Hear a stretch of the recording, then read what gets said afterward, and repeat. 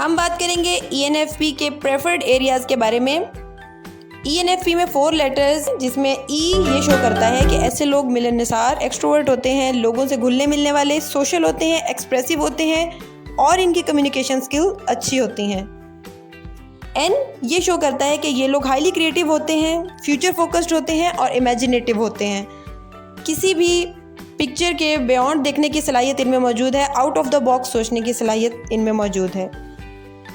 F ये show करता है कि ये लोग लॉजिकल नहीं होते और अपने फैसलों को फीलिंग्स की बुनियाद पर करते हैं और फैसला करते हुए रहमदिली की तरफ इनका रुझान ज़्यादा होता है।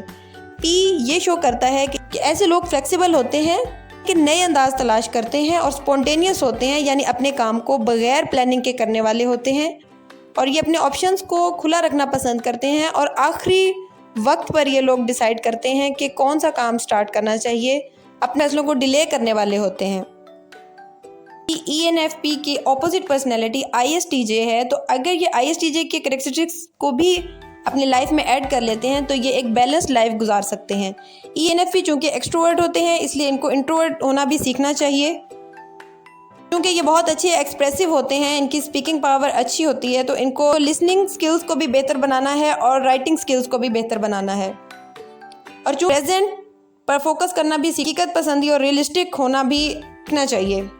ये लोग अच्छे फीलर्स हैं और इनके फैसले रहमदिली की बुनियाद पर होते हैं, तो इनको सीखना चाहिए कि कुछ फैसलों में लॉजिक भी ज़रूरी होती है, लॉजिक की बुनियाद पर भी कुछ फैसले ज़रूरी होते हैं। हर काम को करके ही नहीं सीखा जा सकता, बल्कि ऐसे लोगों को बगैर एक्सपीरियंस किए चीज़ों को एनालाइज करना भी सीखना चाहिए। Learn the art of analysis. अपनी टाइम मैनेजमेंट को बेहतर करने की ज़रूरत है। चीज़ों को प्लान करके एक्शन करना इनको सीखना चाहिए। प्लानिंग के साथ एक सिस्टम में आना इनको सीखना चाहिए और हर लाइफ को क्राइसिस मोड में नहीं गुजारा जा सकता। Crisis are the part of life, ज़िंदगी में आते हैं। ENFPs एक्सीलेंट रोल प्ले करते हैं क्राइसिस के दौरान, मगर बकिया लाइफ को स्टेबल और प्रेडिक्टेबल होना चाहिए। इनको ऑर्गेनाइजेशनल स्किल भी सीखनी चाहिए और लाइफ में सिस्टम लाएं। इन तमाम स्किल्स सीखने के बाद इनकी लाइफ बैलेंस्ड वे में आ सकती है। इन 4 एरियाज़ में एक्सेल करके ही आप एक बैलेंस्ड लाइफ गुजार सकते हैं और आप अपने लर्निंग पावर को यूज़ करके इन एरियाज़ पर भी काम कर सकते हैं। यानी आपको इंट्रोवर्टेड होना सीखना है, लॉजिकल होना सीखना है, एक सिस्टम में आना सीखना है और प्रेजेंट पर फोकस करना भी सीखना है। ENFPs के talents, they are good in people interaction, they are full of ideas, यानी इनके पास ऐसे आइडियाज़ होते हैं कि ये लोगों को उनका बेस्ट परफॉर्म करने के लिए आमादा कर सकते हैं। इंसानों को डेवलप करने के लिए कोशां रहते हैं। अगर ऐसे लोग पब्लिक स्पीकिंग स्किल्स में एक्सपर्ट हो जाएं, तो ऐसे लोग पूरे क्राउड को इंस्पायर करके अपने पॉइंट ऑफ व्यू पर कन्विंस करने की सलाहियत रखते हैं। दे आर विजन ओरिएंटेड, ऐसे लोग माशरे में देखते हैं कि किस काम की ज़रूरत है और फिर उस काम पर फोकस करके लोगों को अपने साथ मिलाकर सक्सेस की तरफ ले जाने की कोशिश करते हैं। दे आर पीपल ओरिएंटेड, लोगों के दुख दर्द को फील करके उसके इनोवेटिव सॉल्यूशंस को तलाश करते हैं।